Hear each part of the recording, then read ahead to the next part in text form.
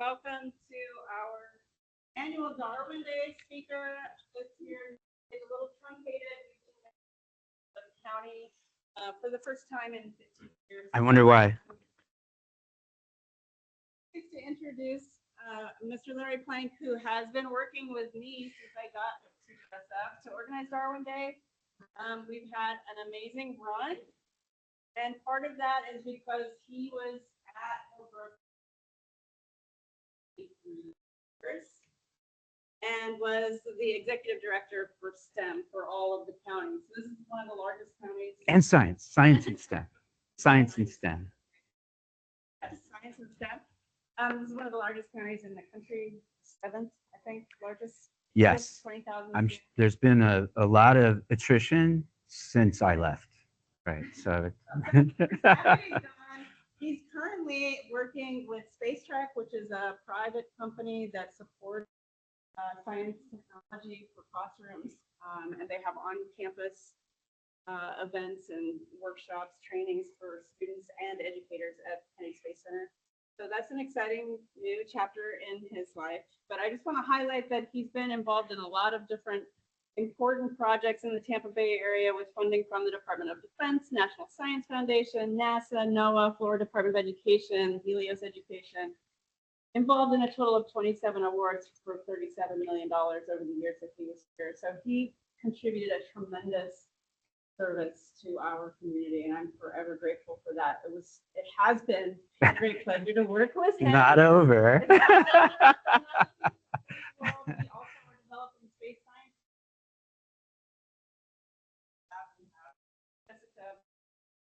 Hope to have some outreach events, space oriented.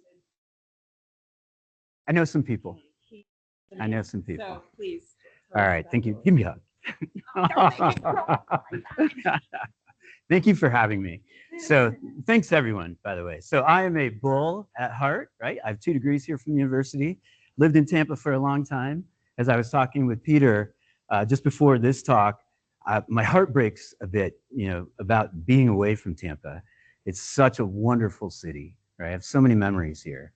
And I lived right down in Channelside. In fact, I lived down there 18 years ago. So think about that. All of you are probably really, really young.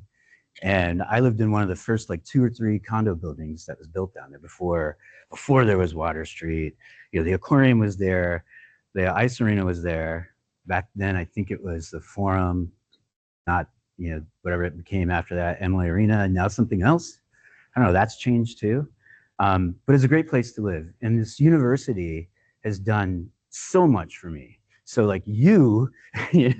well up a bit, when I think about my time at USF and all the experiences I've had here in so many different roles that I've been able to enjoy the relationships here at the university, not only as a student, but as a colleague, as a peer. I'm going to tell you a little bit about that journey throughout our day today, but also hopefully inspire you. So all of you come to this room as an expert or soon to be expert, or maybe an expert in many things. So I'm not here to teach you about biology or evolution. I don't have a ton of statistics and graphs I'm going to show you about what we're working on in the lab.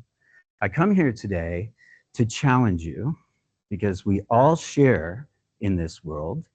We all have something to do with advancing our society, not just making ballrooms, right, and tearing things down, but actually contributing to the way that things work and making everything better, not only for our economy, but also for the individuals that reside in our communities.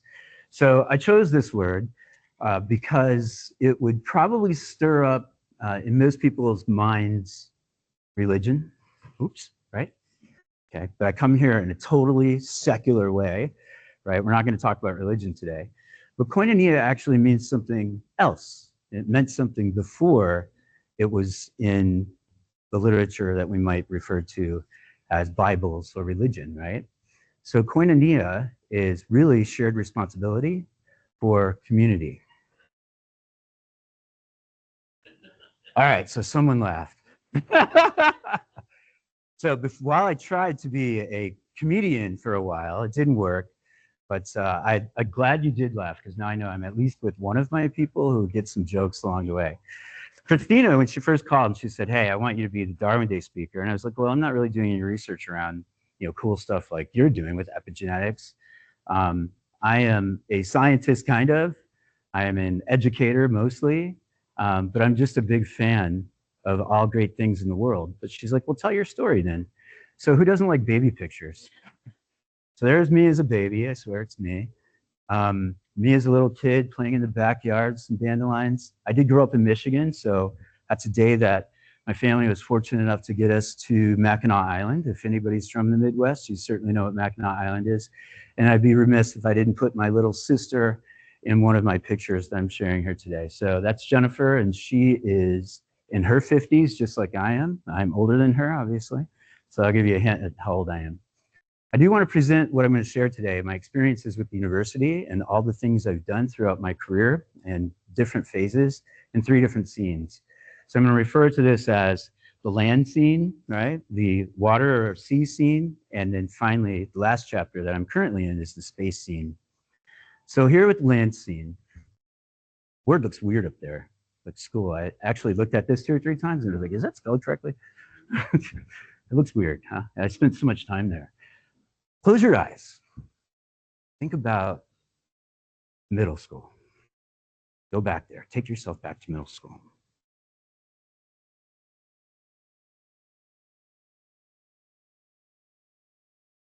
What do you see?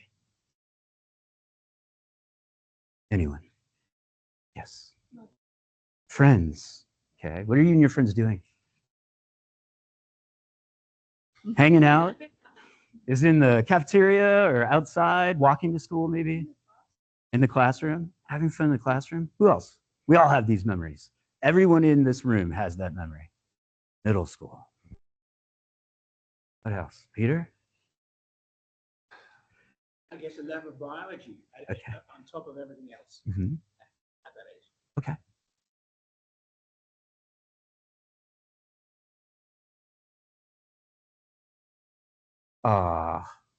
It wasn't loud enough. Did you hear what she said? Not fun or interesting. Neither fun or interesting.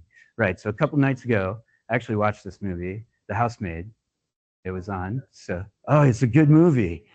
Right. So you haven't seen it yet. I won't spoil it for you, but that is from the movie. So she doesn't like school, and many people probably remember school being like this, right? Okay, it was kind of like that when I was in school, but I tried to make sure when I was with Hillsborough, not only my classroom, but as my classroom got bigger, and in my role in Hillsborough, I was a teacher first, and before that, I was working with fish and wildlife. My first degree from USF is a master's degree, and I was working with invertebrates. So I did published studies. We had NSF money, fortunately, in my lab.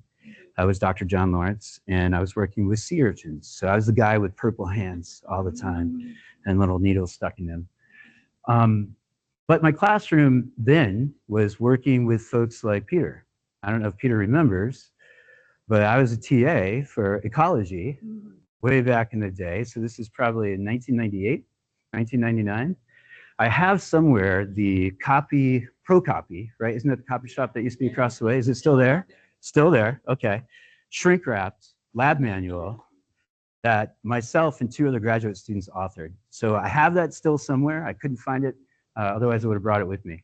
So that's there. So I had a classroom here at USF. I keep hitting that. Classroom here at USF. And I had a classroom in Hillsborough. And then when I left the classroom, I was the individual, I was the science supervisor for high school. I oversaw all of the science for all of the, at the time, 28 high schools, 24 high schools in Hillsborough. I think now it's up to 32. And then I went to be the director for STEM, so you were right about that part, and then became the executive director for science and STEM. And so my classroom, my last classroom in Hillsborough, had 220,000 kids in it, right? And lots of teachers. So 10,000 teachers. And so I spent a lot of time thinking about what we do, the business of education, why we have it, what are we trying to accomplish? When you think about your middle school education, you probably weren't thinking about the business of school. You weren't thinking about school finance. You weren't thinking about interpreting every single year the legislative session, which now becomes policy that school districts have to follow. So that was my job at the district level, still trying to bring in as much competitive money as we could through STEM, and grants like through NOAA, NASA, NSF, but also protecting your experience that you had in the classroom. So you didn't have to know about everything that was going on to make school a human right, correct? What is the purpose of education?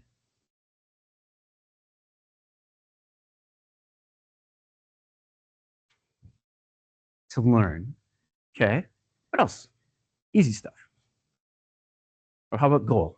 Be equipped for life. Be equipped for life. Good goal. Yep. We want to make sure people are equipped for life. Right. So this I pulled off from pages on Google. At least Jim and I told me it was from Albert Einstein, so I'll give him credit for that. But maybe he did say these things, maybe he didn't. You never know with AI, correct? But these are the exact things that we were thinking about.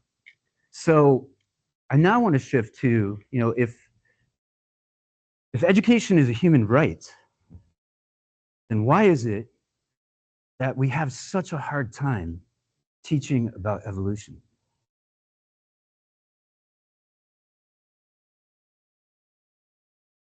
If it is a right to know, then why is it so hard?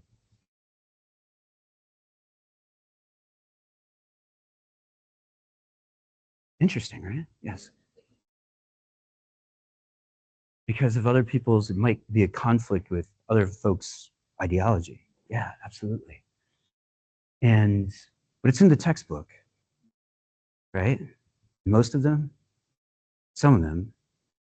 I know some states put stickers on their books that said, there are chapters in this biology book that might not be true, and you don't have to learn them if you don't want to.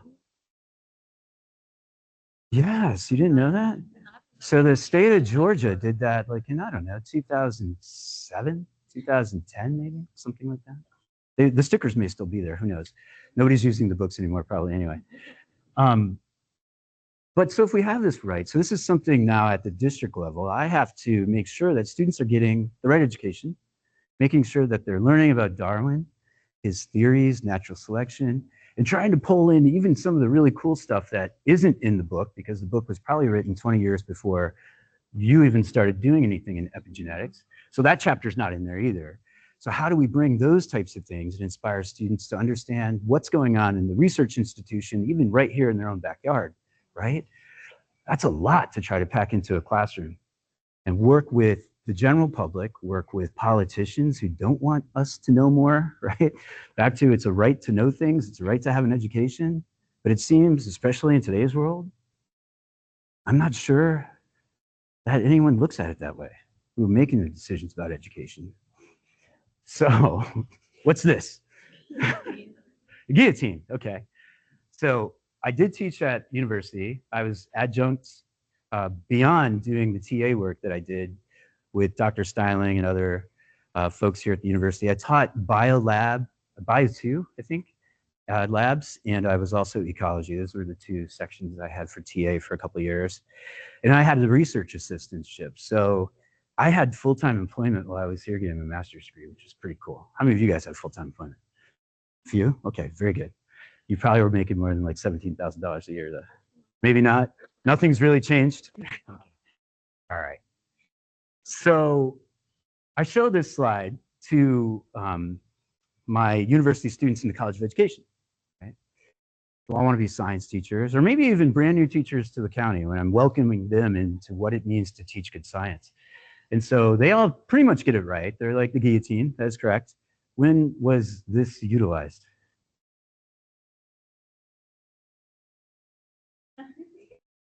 Years ago. Perfect. We're all scientists. We probably don't know the year anyway, right? As long as we knew it was for. And that's the exact answer that my pre-service science teachers give me, and so did the brand new science teachers in Hillsborough County. What'd you sign up for? I'm here to teach chemistry. What's that? The guillotine? When was it used? Who knows? 50 years ago? Maybe. That's true. I was born around then. I don't know if there were guillotines. But, I did have the great pleasure of sitting in on a lot of school board meetings. Also my job, when you're that close and in the cabinet of the school district, every other Tuesday, from 3 o'clock in the afternoon until 6 o'clock, 7 o'clock, 8 o'clock, sometimes 10 o'clock, in an auditorium about 3 times the size of this, listening to the 7 elected members from the community debate, what type of buses we should buy, or where we should get our gasoline from, or how we're going to follow state policy. And then, of course, be extraordinarily adversarial to the superintendent who's sitting up there. And I always felt behind that blue curtain, there's probably a guillotine waiting for the superintendent, right? So, and I had, the great pleasure of working with several superintendents, and at the level, if you know the politics of school districts, it's not really much different than any type of business. When a new superintendent comes in, they bring their own people, right? Everybody else goes to find something else to do. That's why you see a lot of people at the district office that then were suddenly principals because they were sent back away, not to be a part of the decision-making for the school district. So I made it through 3 superintendents and kept my district level cabinet job, right, which is pretty incredible. And it's because no one really knew anything about science, right? So I looked like I did, and they kept me around until the last one. So I finally had to put my head there on the guillotine. But the guillotine is important because the science educators or scientists are just people who are generally interested in making society better. We're faced with problems, right? So a little story, and it's my next attempt at humor. So when the guillotine was used a long time ago, right?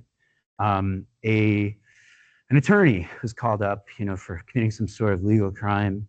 And, as the executioner is up there waiting, the attorney comes up and the executioner asks, like, would you rather be face up or face down?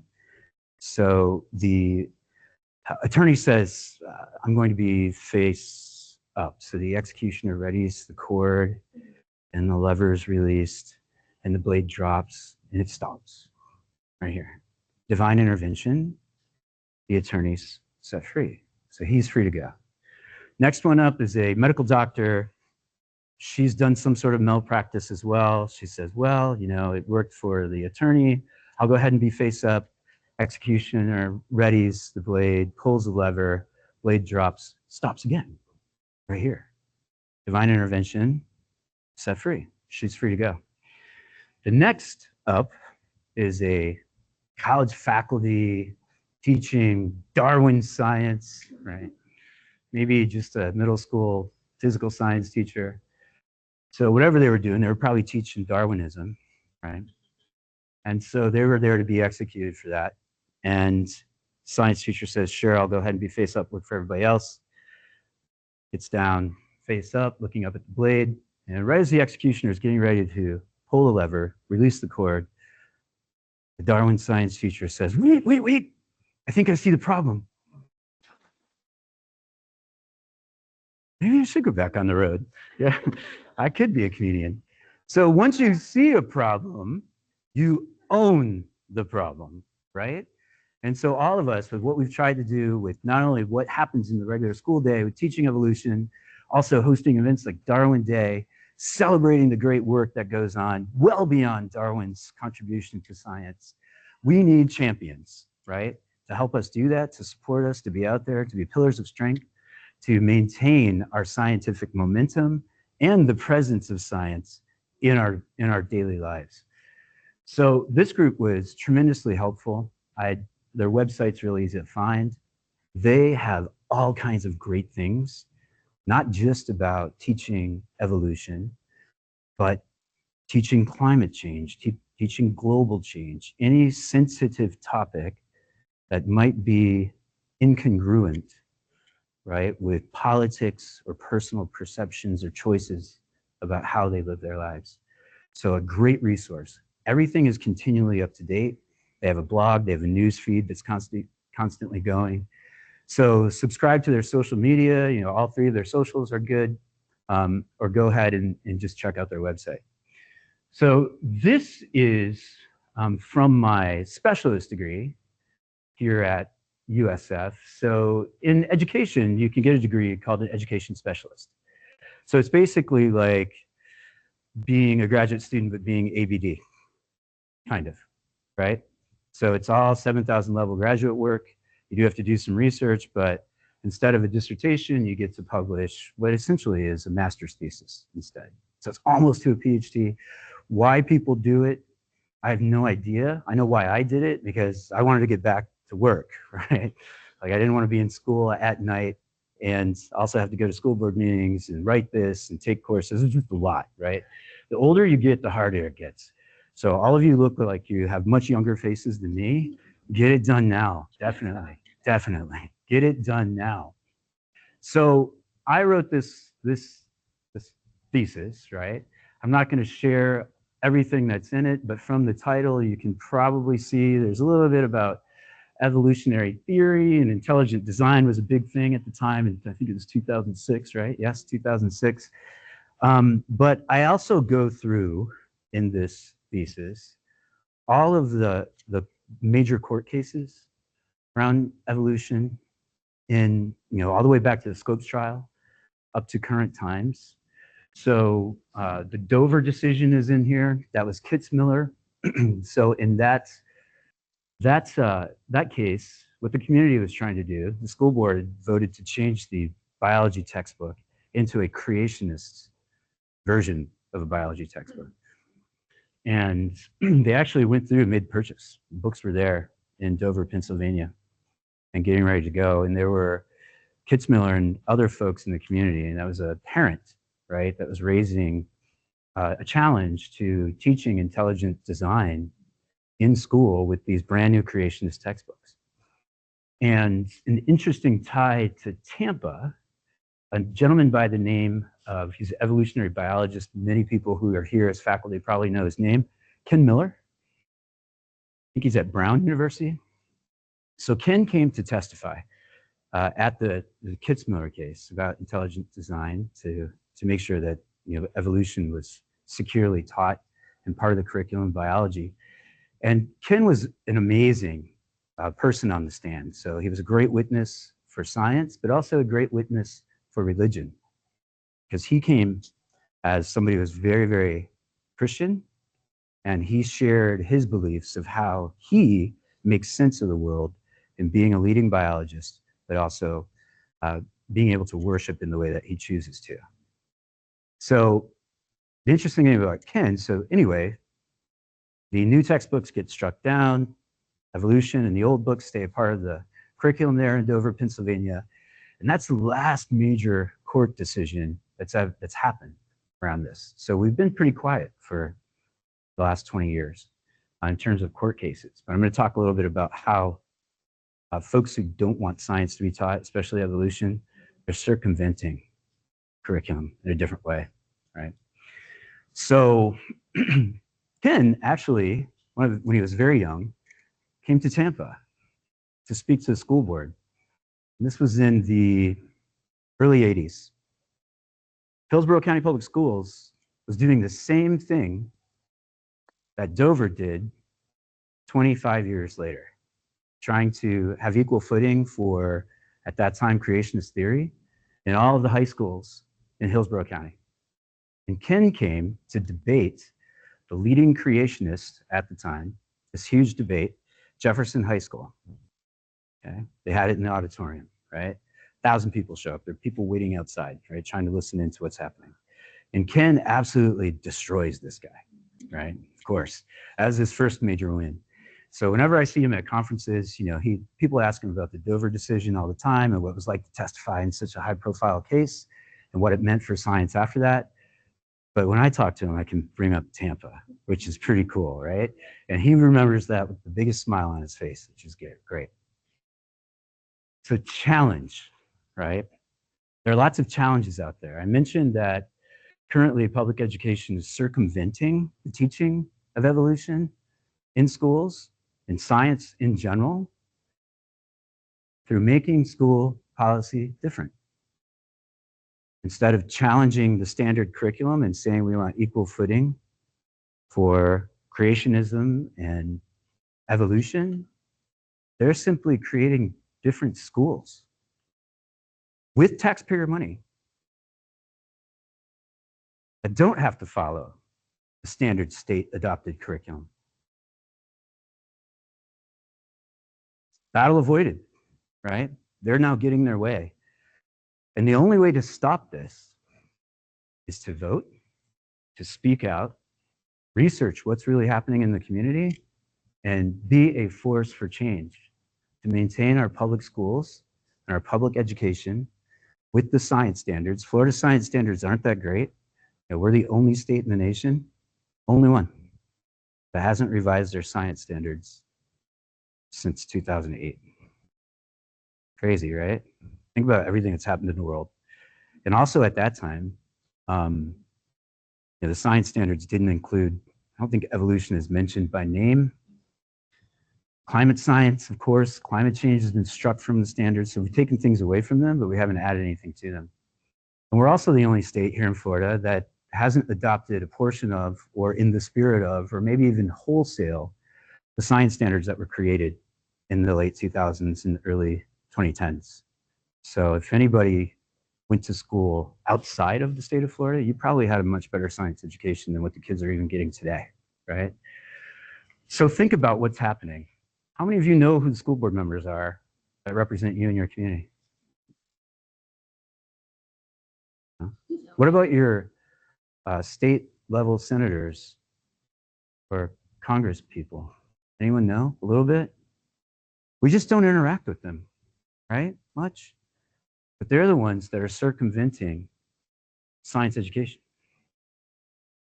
So the fight is no longer coming to Darwin Day and celebrating amongst your peers who all think the same way you do. The fight is ensuring that those little incremental decisions, those little teeny cuts that have happened over the past 20 years are now adding up to where kids aren't getting a good science education. Things like schools of hope, probably saw that headline, right? Okay, charter schools in a sense. And schools of hope are taking over public school district buildings that you've paid for to teach an alternative, somewhat alternative curriculum and held to no standard, using tax dollars that would go to the public school system for that particular child. The other challenge that school districts have, and this is just kind of a sidebar, doesn't have anything to do with science, but every time a child leaves and goes to a charter school, money follows them. If they re-enroll back into public school, the money doesn't come back. Once the parent has made the decision to send that child's allocation to a charter school, the money never goes back to the public school until the following school year, if the student enrolls at the beginning of the year. Yes?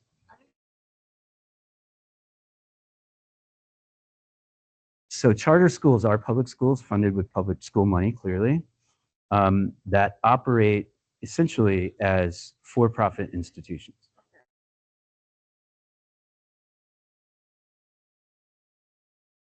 So it depends, like laws on whether or not they're held accountable to like the same state testing. That's gone back and forth. Again, vote, speak, research, figure out who's voting for what, call their office. We want them to be held accountable, right? And we want it so that the money follows the child back to the public school if it goes there, right? I mean, that all seems logical to me. But we're letting those things happen, right? In little teeny increments, like little things like that. So a challenge of being at like think about being the science person for 220,000 kids. And science costs money, right? You know, I mean, even biology, we might be doing some virtual dissections, but people are still using frogs or, you know, chemicals in the chemistry lab. And there's not enough money as it is. But then we keep getting these students back in. There are more kids in classes, and there's no money for those kids. So then we have to do more with less money, right, per student. It's all pretty insane, right? And then they'll turn around and say, public schools are failing. Well, of course.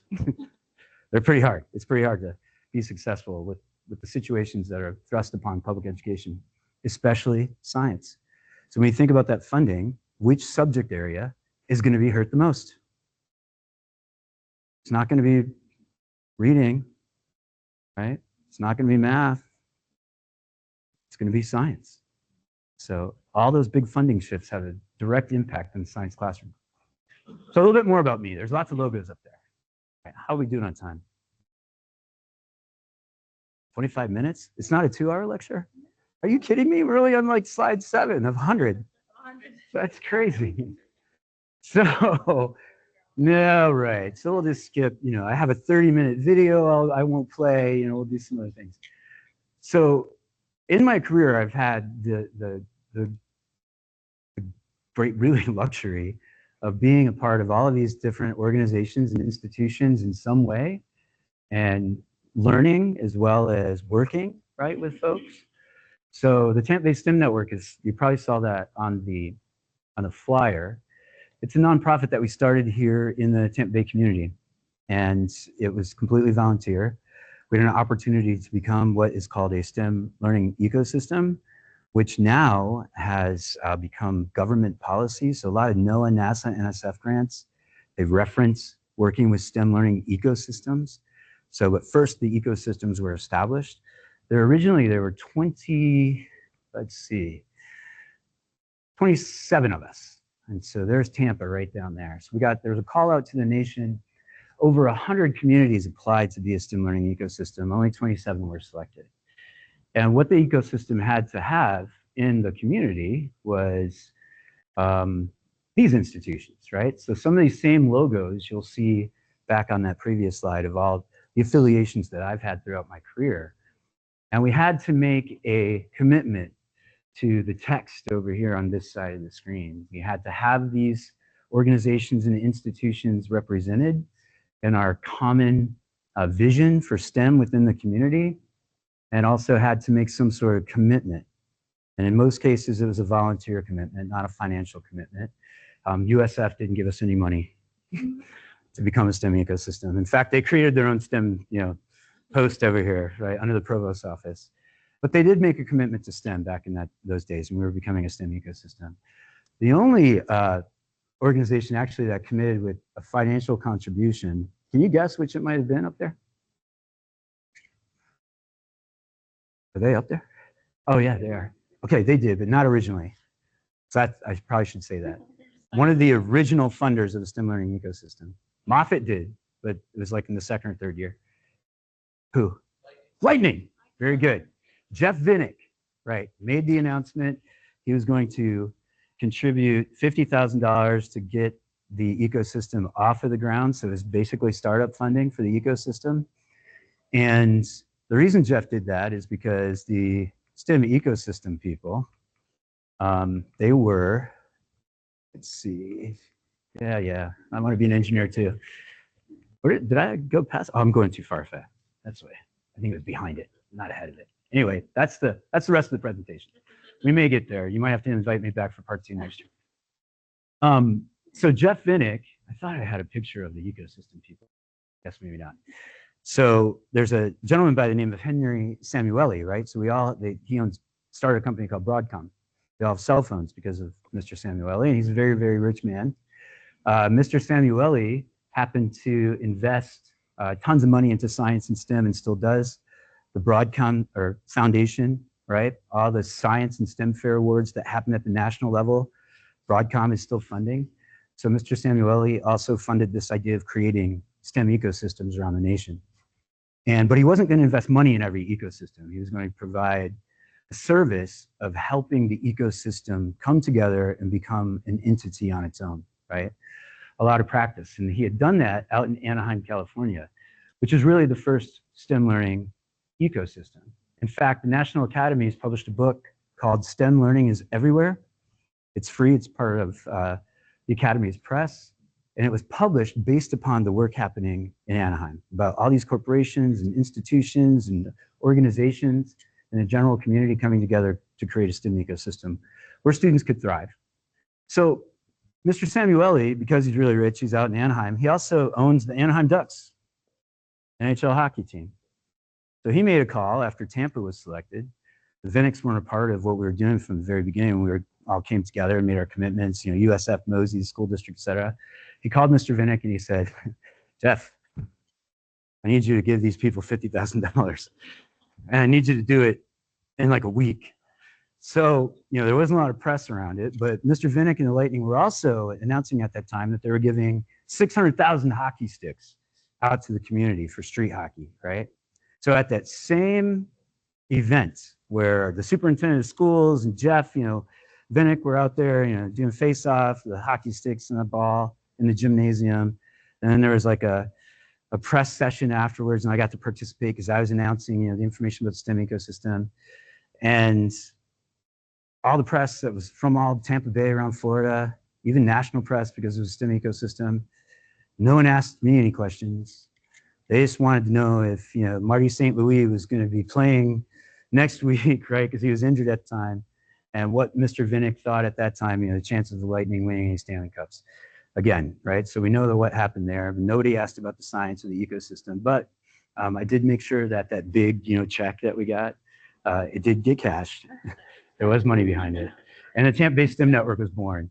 And so, oh, there's the picture I was looking for right down there. There's me, right? There's superintendent. There's Mr. Vinnick.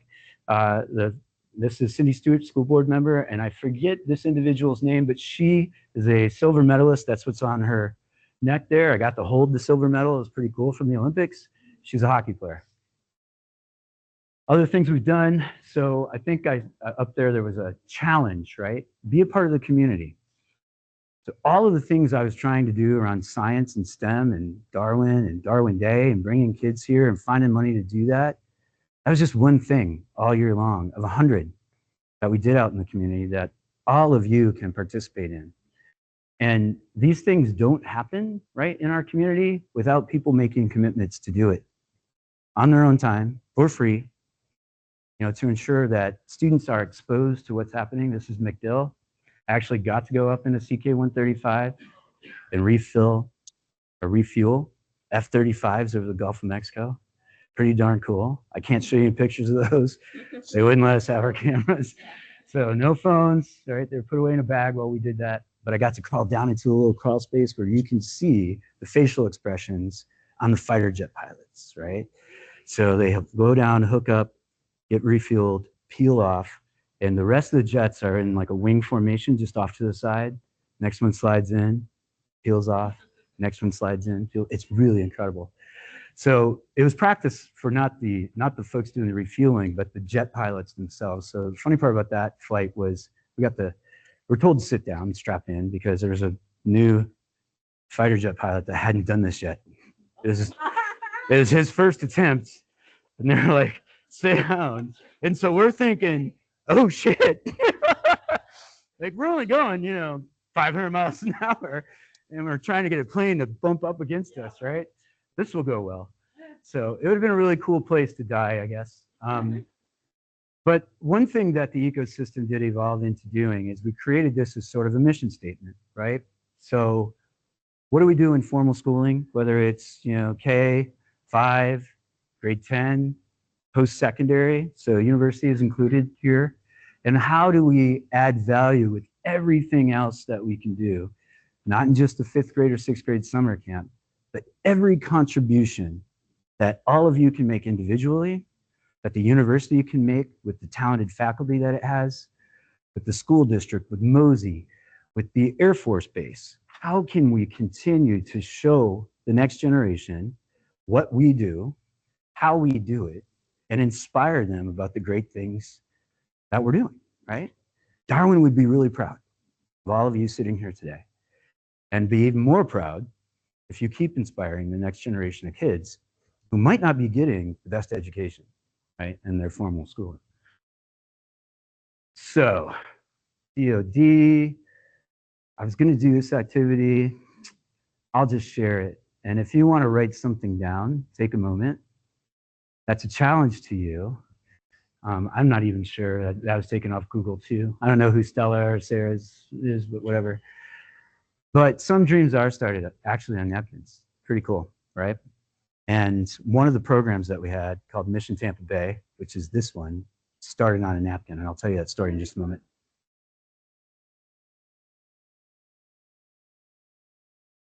So this is entirely filmed with Hillsborough students in Tampa.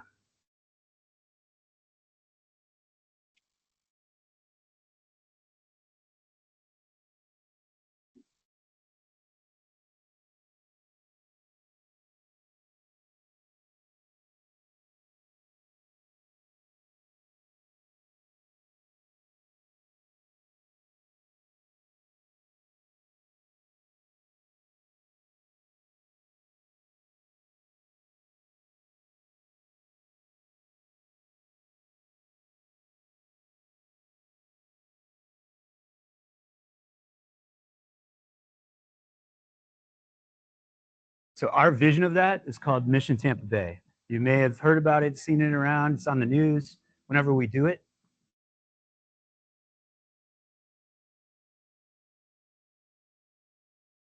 There's me with beard, by the way.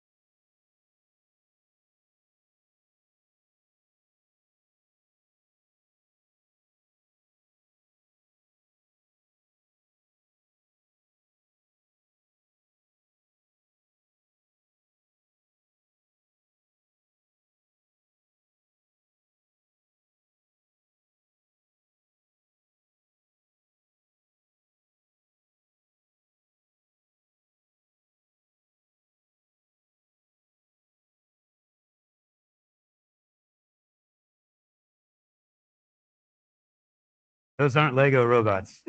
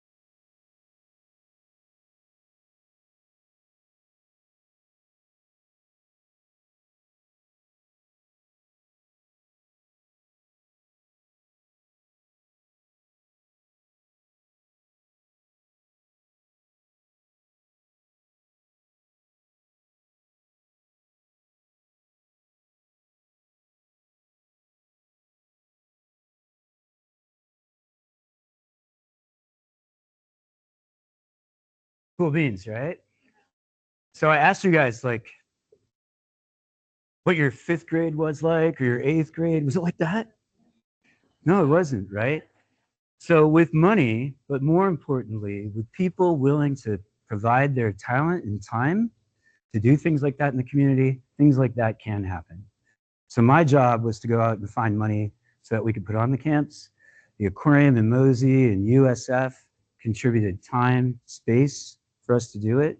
Renting a space at the university is not cheap, right? But getting education spaces for things like this, even if no one was affiliated with the university, was a treasure, right, to have. The same thing with Mosey.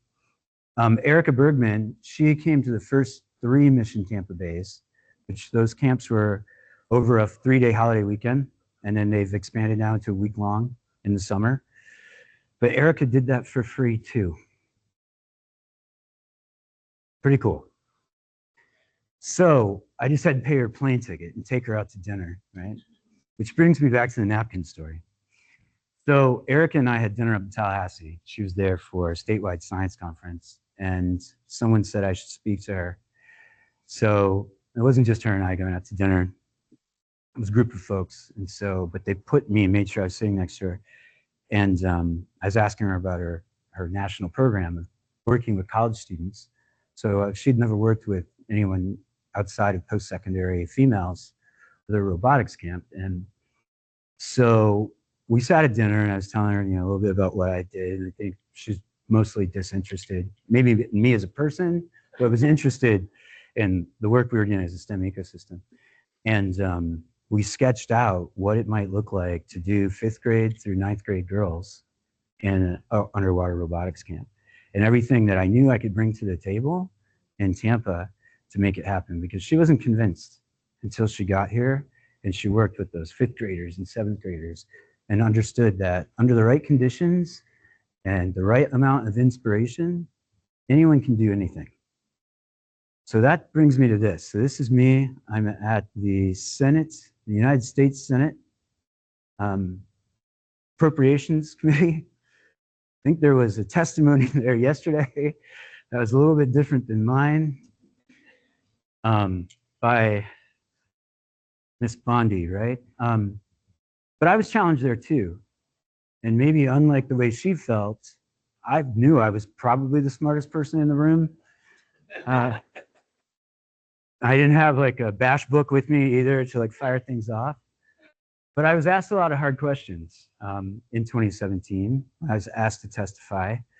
And the reason I was selected, I am not of the same political affiliation, but as a senator, Marco Rubio saw what was happening and asked me to be there to testify, representing all good things STEM and with the university and the community of Tampa, and talk about the funding. You mentioned lots of grants, right? So I was successful for a while. I haven't received anything lately, but I work in the private sector now, so we don't need grants, right? But anyway, so what I was asked to do there was talk about all the different funding streams and how school districts, community organizations, the Tampa Bay STEM Network eventually became a nonprofit, still is, not for profit here in Tampa, and how we bring that funding together and why it's important for the government to fund STEM, continue to fund STEM. You see the year up there, right? 2017. So this was after President Obama, who had done a lot of funding and made sure that there was a lot of funding for STEM education in public school. And by 2017, and even in the latter Obama years, that started to be chipped away at, right? So it's one thing, I've learned a lot about appropriation. It's one thing to have it as adopted law to say we're going to give this much money, but unless the money is actually appropriated, even if the law says it has to be, things don't happen, right? So the federal government budgeting is pretty crazy. So on that day, I testified that NOAA, NASA, National Science Foundation, NIH, whenever they're giving grants to researchers in publicly funded universities like USF, there needs to be a clause that they have to work with the community, or they must get bonus points in their application, their review, if they intend to work with the community in the spirit of what we were doing, not only in Tampa, but in those other 27 cities that you saw around the nation, right? Now, how many folks have applied for an NSF grant? Well, maybe not now, but a year ago, right, when there was an NSF. And you have to have what in your application? Right. And that was always there, correct? But now you start to see language like STEM learning ecosystems, or bonus points if you work within a STEM ecosystem. And I'm not going to say that I did that, but I did that. Right? So pretty cool stuff. So koinonia, right? Partnership, community, shared contribution, relationships. That's what we all should be thinking about. My last couple of scenes here in the last 5 minutes I have, these are just publications. There's not a lot of content. Wait, you want to go back to that? Me on TV? I have my own TV. Wait, you didn't know that? So these are my first 3 publications, right? After my master's degree here at USF. That's me graduating, dad, mom, Dr. John Lawrence. There's the announcement of my master's thesis, right? Zoology. Dr. Bell, I saw her office up there next to you, Dr. Styling, right? This is what I worked on, sea urchins. So there was my tank set up over there in SCA, right? Right after it was renovated. So we had to work over in the life sciences building, and then SCA was brand new at the time, right? Or at least a brand new renovation. And the elevators worked just as slow as they did before the renovation as after the renovation, right? So that's great. There's me out on one of the research vessels. So that's on a big ship out of St. Petersburg, working with the urchins. Let's see, what else? Those are publications. Oh yeah, my TV show. So I have 2 shows on Tampa Bay Arts and Education Network. The ratings sucked. Terrible ratings, right? So unlike like Kimmel and Colbert, who are better comics and probably do better work, my show was not continued any further. But there's a single series of Innovators in Science where I'm a host. It was like the original podcast stuff, right? I brought people in, right? We talked about science and STEM. There were people here from the university, from USF, that came in and speak with us. Some visiting people that were here at USF came to talk with us. Anybody we could grab, we brought into the studio building. So my current job, just real quickly, in the last minute I have, right? All right. 3 minutes. Okay, three scenes, 3 minutes. So space. So Artemis, right? Pretty cool. When I drive into work every day, I actually do get to see this, right? So it's a little bit grainy, but kind of best I can do from my vantage point coming across the bridge. Pretty cool though, right? Right, across the bridge every day. There it is, right? I can see the Bab right up from the distance, right? I get to see rockets. I pull in behind Kennedy Space Center. I park right behind the rocket garden. Pretty cool stuff, right? So what am I doing there? So we do some stuff with kids. I won't show those videos. You can ask me for them later. But my current company is Space Trek. So I did work, we did work with Pinellas Libraries this past summer, where we brought all kinds of cool space stuff, activities that kids could do in library settings, right? And I interact with astronauts when they did it. The great part about my current company, right? And those are water rockets. So Peter, I was telling you about the systems we use. They're not like a typical water rocket. They're pretty cool. Lots of variables can be adjusted for the students. Every high school in Hillsborough has those rocketry sets. We're trying to get more of them out there. The Space Trek also has a classroom where we can bring kids in, so it's a pretty neat place. But we brought an astronaut, including the board chair of Space Trek, to the events in Pinellas, which was really neat to have the kids be able to come to the library, do some activities that related to space, and also speak with an astronaut. So my first interview at Space Trek was with Chris Ferguson, who is a shuttle pilot and commander, right? Also Air Force pilot, right? Navy pilot, I'm sorry, Navy pilot. He'd kill me if I said Air Force. So,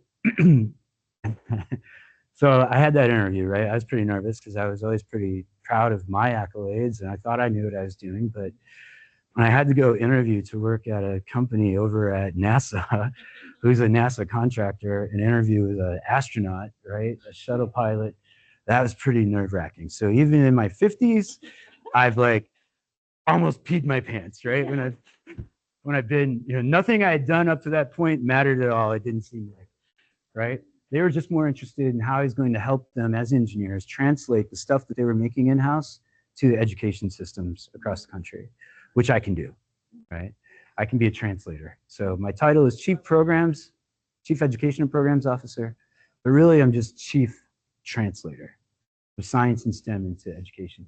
So the cool thing, like what I'm working on right now, brand new product we're going to have for out of school time and for homeschool kids is the Space Trek Space Club. Space in a box, right? Right. So that will be created by me. If you start seeing those around, buy them. Maybe they'll be at Target one day. Who knows? So we do camps, as I mentioned. So we're pushing for this right now. These flyers are around there. So we are at Kennedy. We have our own classroom, but we're not Kennedy Space Center.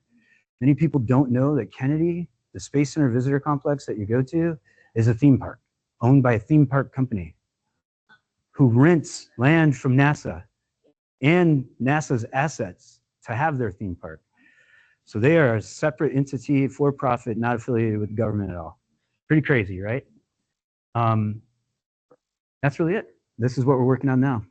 So this will be next year's big endeavor, is rolling out an ROV, because little did Space Trek know, they hired a marine scientist. So I said, you guys are really good at making shit. Make me an ROV.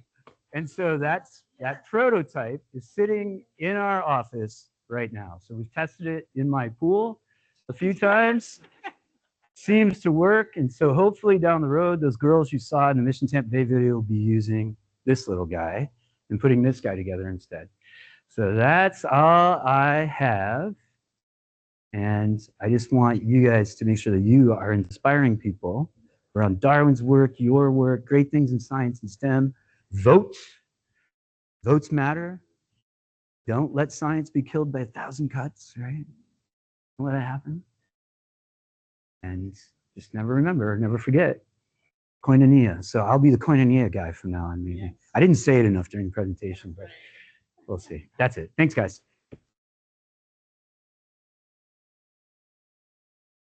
1 minute over. Somewhere I thought it said 1:45. I don't know. It's okay. We'll have for those of you who need to go, please leave. There's nothing worse than people like packing up all their stuff and like going, is he going to stop talking now? Go ahead and go. I'm sure many of you have places to be. But if anybody has any questions, please feel free to ask. And if not, I do have a short, like 9-minute video.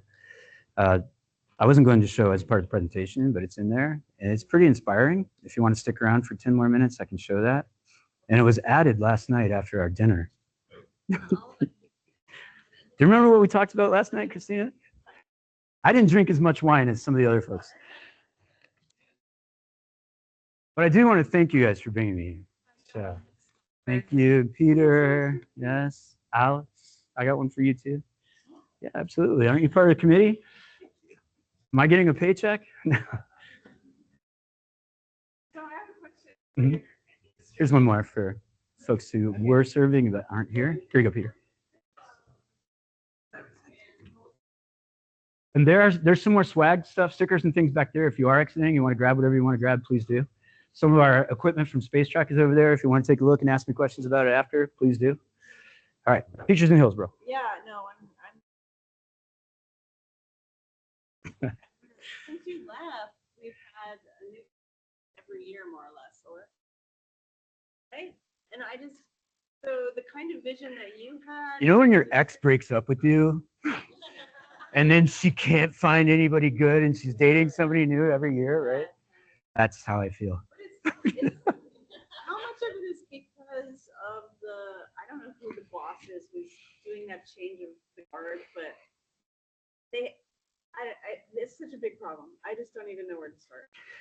So as I was sharing with Peter, the last, I even said during the talk that I had survived 3 superintendents, but not the 4th, right?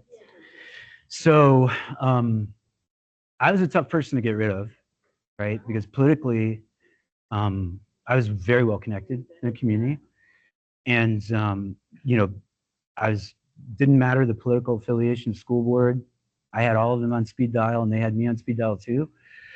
So I made sure I never played politics at work, but I played it at the ballot box, right? But what they ended up doing with my position, so that job of executive director for science and STEM over everyone, I had science supervisors, so people who are just overseeing like high school science and then middle school science. The high school science job was the first job I had at school district. All those folks reported up to me. And I didn't spend a lot of time in schools. I really enjoyed my time going to schools. It was great. Whenever you needed a reprieve from the terribleness of the adult world, you could always go to kindergarten. And that was the beauty of my position, is I could go to any school I wanted to at any time and just drop in and go play with kids, right? So pretty fun. They just ended up getting rid of that job. Yeah. So the executive director position was cut entirely. So my options to stay in the school district was to like be a principal, which I had no desire to do. Not that I don't want to be with kids every day, but I don't want to be with kids every day either, as much as I love being with kids. But I had a different calling than the great job that principals do, by the way. It's incredibly challenging to operate a business, and really every single school is a business, just like the school district is a huge corporation. And they do great jobs, so that just wasn't what I had in me.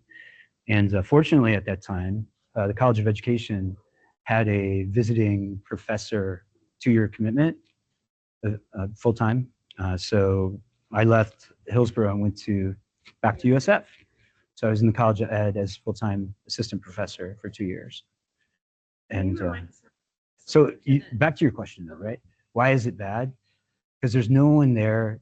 Everyone is well-intended. The supervisors are still there, but they're managing all the things that they do and all the things that they did when I was there. I was just available to work with people like you. And now there's no one there to do that.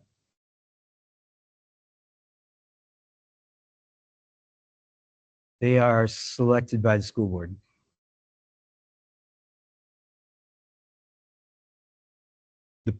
the group that I didn't get along with, yes, and brought them in from somewhere else. So that's another interesting story, right? They had always Hillsborough has been very fortunate to have long-standing superintendents. Mary Ellen was there for 10 years. Leonard was there for, I think, 12 years before her. And that's super unusual. Jeff Akins came up through the system, was Mary Ellen's deputy superintendent, was hired as superintendent. He was there 5 years.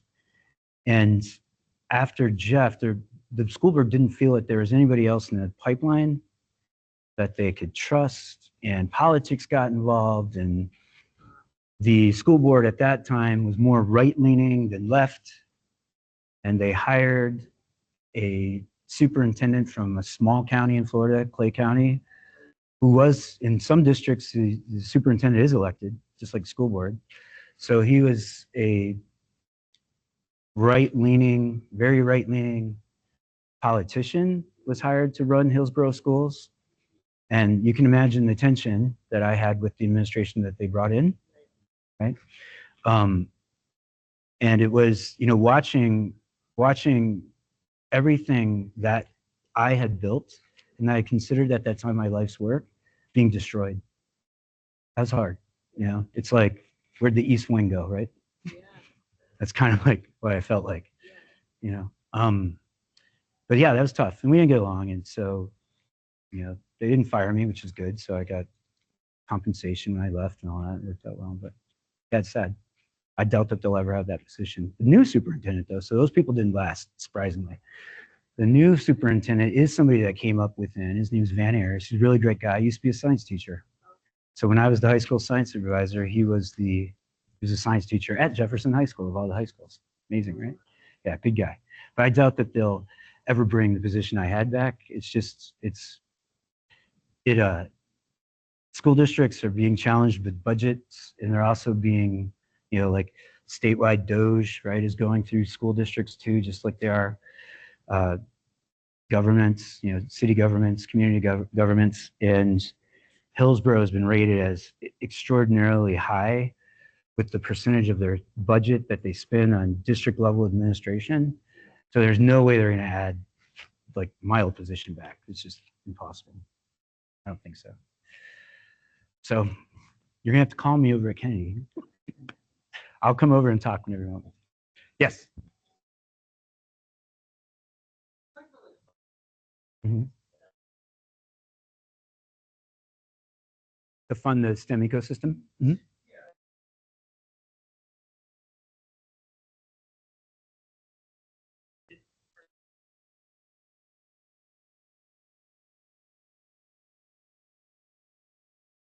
So that's a really good question. And obviously, I'm assuming you're not talking about like grants that you might go out and get from federal government or state government. Yeah.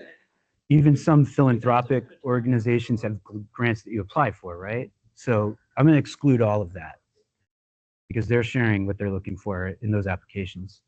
But what I got really good at, or at least good enough at, was sitting with people and listening to what organizations needed and what their challenges were to get done what they wanted to get done.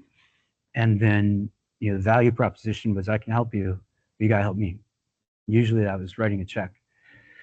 So Moffitt is a great example. So great organization, obviously. They had the Healthy Kids Initiative at the time, and they couldn't get in front of parents.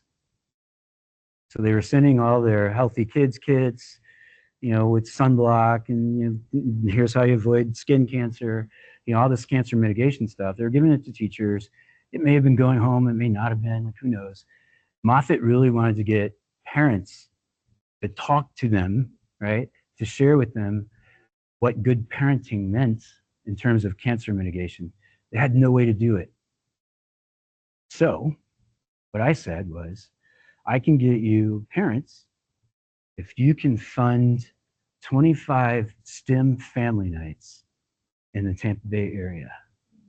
We will get parents and their kids there. I'll take care of the kids. You can talk to the parents. And the big check came out, right?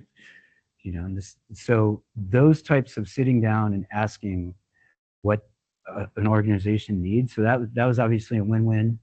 Another example, some things I did, Bristol Myers Squibb, back when the ecosystem was starting to really flourish, and thrive, they were expanding in the Tampa Bay area.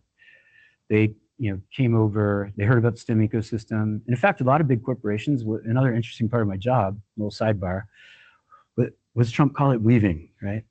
So I'm going to weave for a minute. So I'm going to totally go off track. But when corporations come and they speak to county commissions, mayor's office, you have a lot of high-level meetings about bringing, this office or center of a Fortune 500 or Fortune 100 company to the area. They want to know about the schools, right? Because they're going to ask a lot of their employees to relocate. And of course, if it's a STEM-centric company, they're going to want to talk about STEM-centric opportunities. And so I was called into a lot of those types of meetings, when very secret, the companies didn't want anyone to know that they were considering like Tampa as a place to come. And I'd have to sign like NDAs even to present what we were doing in STEM to a group because I knew who the group was, right? Really cool stuff. But Bristol Myers Squibb anyway came, and they're an example of, I read up on their corporate responsibility. So what are they do? Every big company, even small companies, has some sort of corporate or community giving protocol that the company must abide by, right? To be good stewards in communities. And most of them, like Bristol Myers Squibb has like a national initiative, but the local offices all are doing something very similar locally. So with Bristol Myers Squibb, I was able to sit down and, one of their initiatives was, making sure that students had appropriate, or that universities and high schools had appropriate experiences for students. So the missing part was, of course, we didn't have any good equipment in our high school, labs to do some of the things that we really could do, like, modeling after some of the work that's done here at the university. And they, I sat down with them, we talked about it, and they funded like an entirely new biotech lab and biotech program at Middleton High School. So if you go into the lab, if you're ever over there, biotech lab, there's a little plaque on the wall, and it says, gift of Bristol Myers Squibb. And it wasn't just the paint, it was everything in that room. So pretty cool. But then I had them on the hook, right? And so they became a funder of STEM Fair. They funded other one-off events, and then we helped them out too. Like, we brought all of our STEM Fair winners from Hillsborough, all like really brilliant kids going off to state and national competitions. We brought like those 30 kids over to their office so that all of their workers could interact with the kids in their cafeteria on their campus over there at Bristol Myers Squibb one day. Everybody got to eat lunch together, and the kids got mentored, but the folks in Tampa got to see what their company was doing too, right there on their own campus, right? The kids were there. So, I mean, there's always a win-win. So do a little bit of research if you're out there looking for money from companies, small or big, but make sure that they're, giving back to what you want to have done too, in the spirit of the community. So before the STEM network, a lot of times I just went to people who wanted to get in front of school students or get their flyers out through school. I just did it without asking anything else, right? But once the nonprofit existed, right, then there was the ask back. And I don't think I was ever told no, like even the smallest amount. $1,000 helped. Right? So people will give. Money's out there. You just have to be compelling. What's that? Yeah. They're doing some research. Like Johnson & Johnson came. Amgen, that landed here, right? Right. Yeah.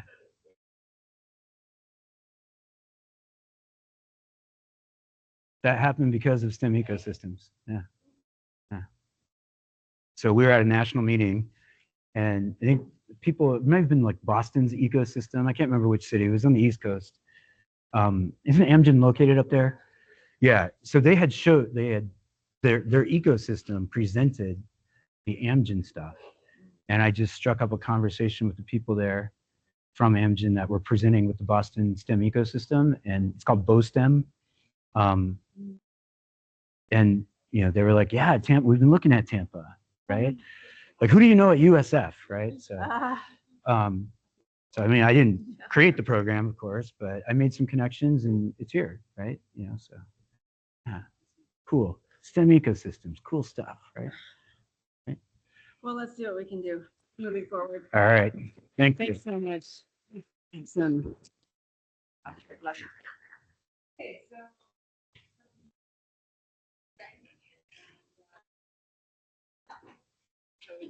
Where are we going?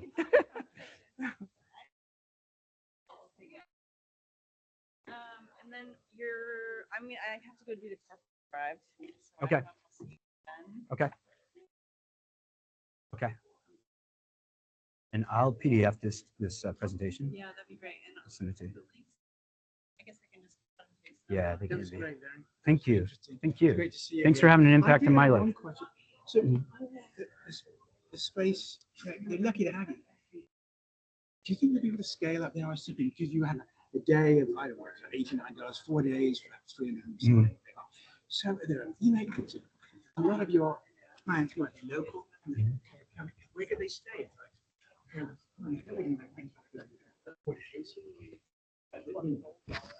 So we thought about that, and I presented at the CP. Yeah, we do have hotels that work with us, Okay, so and I do a lot of school groups. that's good. So if we can't be responsible at the hotel like a field trip would be, but there are tons of hotels that work at the space. Yeah, so it gives you a discount. Yeah. and all that stuff. Like in high school, kids have come. They're responsible enough to Yeah. come and stay, and we can arrange bus transportation Yeah, back and yeah, forth. yeah. Okay. Yeah. So there is a chance to do this because I can't imagine a better place to have a STEM environment.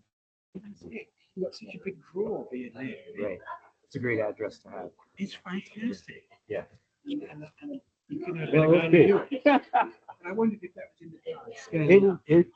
It is, but we don't want to be. I mean, that's a lot. That just adds a lot more management. Oh, We start advertising for the hotels, I know. but we do. Folks do want to come over. Like I was at the science festival at USF CP Yeah. last weekend, and a lot of high school parents were like, Yeah. "Can we send our kid?" And they were like, "Hey, Aunt Rose lives over there. Like, you can stay." Yeah, there's some. But there's hotels too, right? But yeah, that's in the cards. That'd Good. be great. Good. We got to get there yet. Get there. Build that bridge, right? Yeah. Question? I just want to say hi. Of course. Yes. What's your name? Sky. Sky? I'm one of our Christina students. Oh, perfect. So- So actually, you're probably gathering me up to go lunch. Is what you're really doing. Oh, No? well, not really. Oh. I didn't know that was on, I didn't know that was on the table. I ate before I came in. Oh, okay. Because that was at lunch and I was like, nobody told me that was in the plan. Oh, Come wait. on. So it's remember you guys black? You can undergrad. Oh. No, I'm. Oh, I get it now. I thought you were with them. No, no. I was like, they look like they're waiting for undergrad, me. no, Are you no. coming? Are you the one that got volunteered to go make them leave? No, I just wanted to say hi. Oh, Thank hi. you for. Well, thank you. Yes, absolutely. Thanks for taking time to say hi. Thank you. Appreciate that. I hope you got something out of it.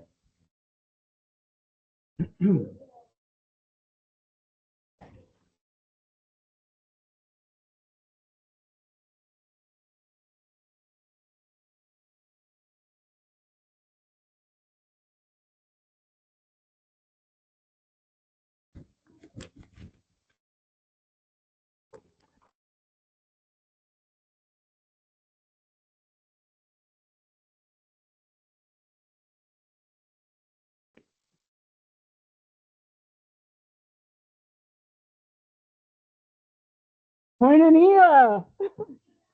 Koinonia! I mean, all of you say it like 10 times. Koinonia! Koinonia! Koinonia! Koinonia!